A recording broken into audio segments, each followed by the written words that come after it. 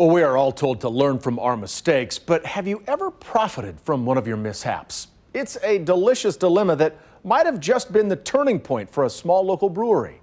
Here's tonight's Friday Night Flights.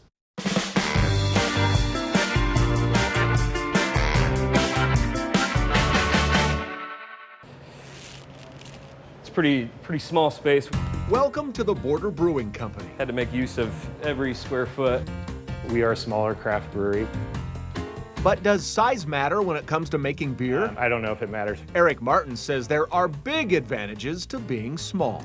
We make a batch of beer, it goes on tap, and it doesn't stay on for more than 2 months. And that means that you're drinking a really fresh product, which for beer is better in almost all styles.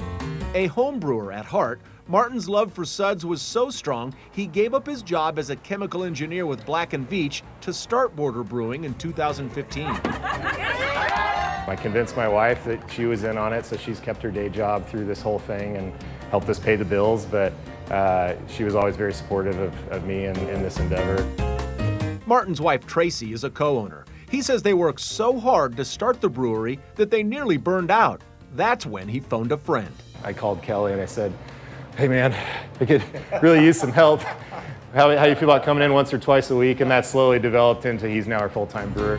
We've got a kettle sour. It's been souring over the weekend. Kelly Wing has a passion for coming up with new beers. We're going to use a new fruit that we haven't used before called lulo fruit. I had to Google lulo fruit.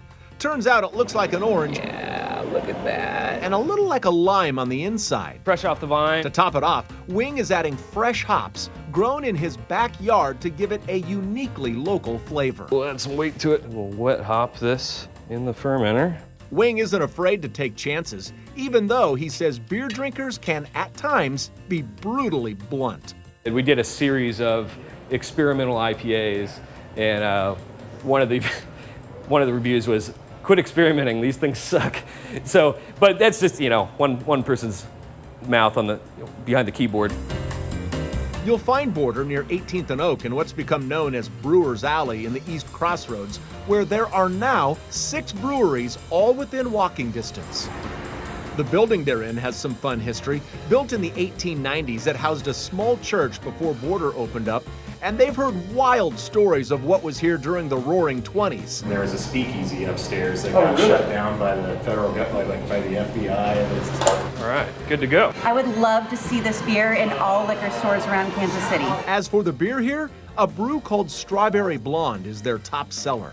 You're gonna notice a real fresh strawberry flavor, not really too sweet though. The Strawberry Blonde actually developed into what it is because of my mistake. When making it for the first time, Wing accidentally added lactic acid. He thought the batch would be ruined. And as it turned out, it gave it just a little extra acidity and a little extra kick. And we're like, man, add that to the recipe. Let's keep doing that.